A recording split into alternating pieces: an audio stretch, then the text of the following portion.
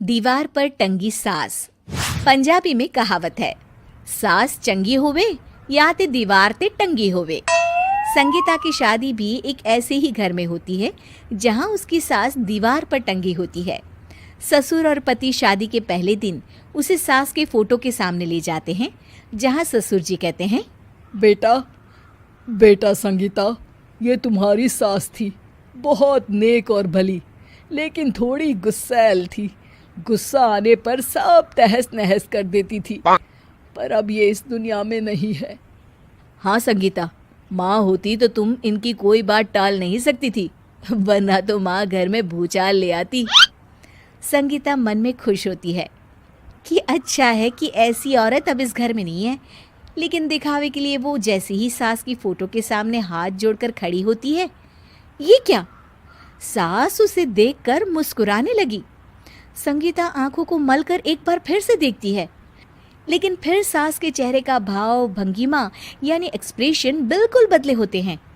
वो अपने पति और ससुर को कहती है, माँ की तस्वीर तो स्माइल कर रही है। ना ना बेटी, ये कैसे संभव है? जरूर तुम्हें कोई गलती हुई होगी, ऐसा कैसे हो सकता है? लगता है तुम शादी की सारी फॉर्मेलिटी करते करते थक गई हो, तुम्हें आराम की जरूरत है संगीता। खैर, सारे संगीता की बात को इग्नोर कर कमरे में चले जाते हैं। वैसे सास की फोटो पर एक्सप्रेशन एक के बाद एक बदलते ही रहते हैं। सुबह होती है, पति और ससुर को काम पर भेजकर संगीता कमरे की सफाई करने में लग जाती है कि तभी उसे आवाज आती है, टेबल ठीक से साफ करो। ऐसे भी कोई टेबल साफ करता है? इससे अच्छा तो ये गंदा ही था। किसी औरत की आवाज सुन संगीता दंग रह जाती है और सोचने लगती है कि आवाज कहाँ से आई। आवाज को नजरअंदाज कर वो फिर से अपना काम करना शुरू करती है, लेकिन इस बार तो आवाज बिल्कुल उसके कान के पास से आती है। मेरा घर है ये। जब तक मैं थी चमका कर रखती थी, हर एक चीज शीशे की तरह थी। तुम्हें तो ना सफाई आती है ना कुछ पता है। क्यों तुम्हें मेरे घर की जिम्मेदारी दे दी गई है? पता नहीं तुम में मेरे बेटे को क्या दिखाई दिया। मैं होती तो एक से बढ़कर एक लड़कियों की लाइन लगा देती। अब संगीता को समझने में देर नहीं लगी कि ये आवाज किसी और की नहीं बल्कि उसकी सास की है, जो दीवार पर टंगी है। वो उसके पास जाती है और कहती है, नमस्ते सासू माँ, मुझे तो कल ही लग रहा था कि दीवार में कुछ काला है।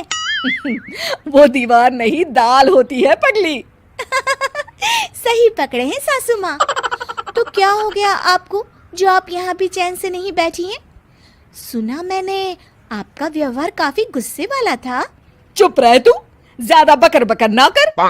घर का काम करना तो आता नहीं, आई है मुझसे बहस करने। हाँ देखिए सासू माँ, मैं आपसे साफ साफ कह देती हूँ, मुझसे पंगा लेने की कोशिश मत करिएगा। तभी पीछे से संगीता का पति आता है। अरे संगीता, किससे बात कर रही हो? कौन है वहाँ? संगीता की सास की फोटो फिर से पहले जैसी हो जाती है। आपकी माँ से कह रही थी कि मुझे काम करना आता। अरे संगीता, माना सास के ताने हर बहू को अच्छे लगते हैं, लेकिन यहाँ तो माँ है ही नहीं, तुम तो फोटो से ही। तुम भी लाजवाब हो संगीता। किसी को विश्वास नहीं होता कि संगीता अपनी मरी हुई सास की फोटो से बात करती है। वहीं आए दिन संगीता की सास संगीता को किसी न किसी बात पर आते जाते ताने देती। संगीता को भी अब सास के तानों और उनसे बात करने की आदत हो गई। वो कभी खानदान की कहानी तो कभी तीज त्योहार कैसे मनाए या किसी व्यंजन की रेसिपी सास से ही पूछती। सारा दिन घर में अकेली संगीता की सास अब उसके लिए तानों के साथ पक्की साथी की तरह भी रहने लगी थी, जो किसी और को नहीं बल्कि संगीता को ही सुनाई देती। तो देखा आपने, सास बहू का रिश्ता हर रिश्ते से ऊपर होता है, फिर चाहे वो खट्टा हो या मीठा।